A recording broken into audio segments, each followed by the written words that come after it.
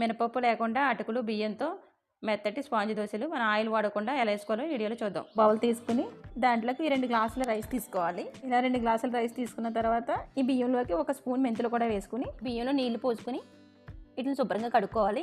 శుభ్రంగా కడుక్కొని నీళ్ళు ఉంపేసుకుని మనం మళ్ళీ నీళ్ళు పోసుకుని పక్కన పెట్టుకుని వీటిని నానబెట్టుకోవాలండి.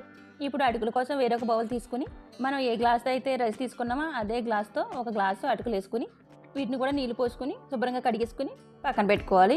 బియ్యాన్ని అటుకుని ఒకే బౌల్లో వేసేసుకోవాలి.